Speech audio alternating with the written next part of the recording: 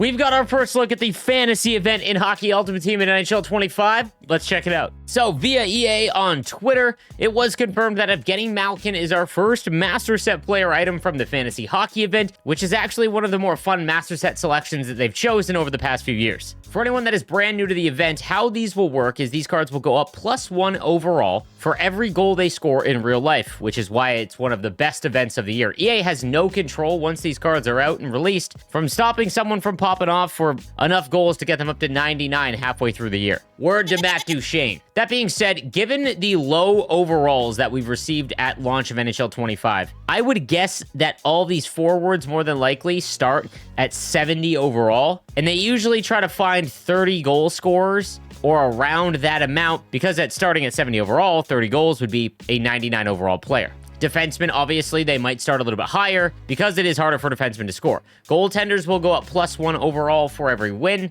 I believe they also get an extra one for a shutout as well. Historically, they have been just awful selections. Lastly, if it is anything like prior years, the speed of these cards will only go up by 0.5. So if Malkin scores a goal, goes up +1 overall, he'll go up enough to get his overall to tick over, but his speed might not go up +1. It might require another goal before you see that increase. At certain overalls, they usually unlock different synergies and abilities. Again, one of my favorite events every year. We're going to have to wait and see how it works this season. I'm not confident that they didn't mess with it.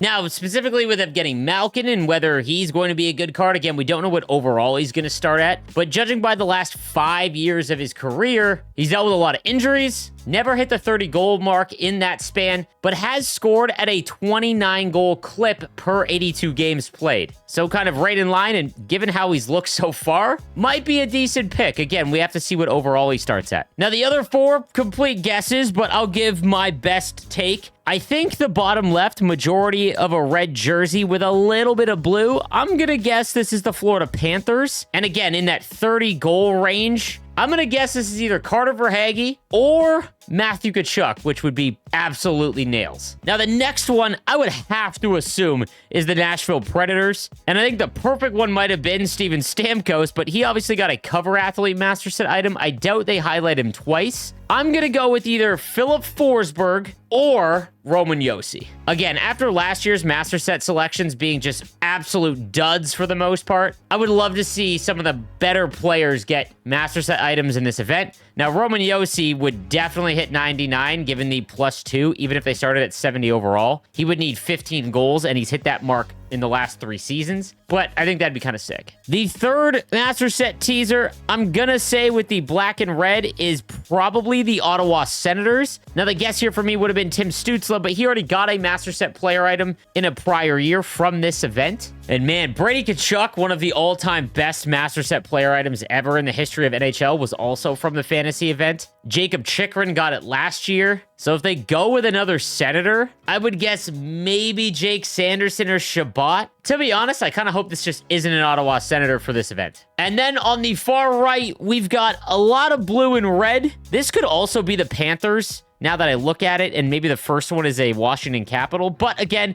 this is all for fun. I'm going to say screw it. Let's make that Cole Caulfield. Or probably Uri Slafkovsky. But let's hear your guesses in the comments section down below. Again, these are probably going to cost 5 million coins to make. It is always one of the best events every single year. And I'll have a full breakdown at launch of the event on Twitch, twitch.tv/nosleeves12. And if you can't make it there live, I'll have a full event breakdown on how you make the cards, the best ones to go after, all of that right here on YouTube. I'll see you next time.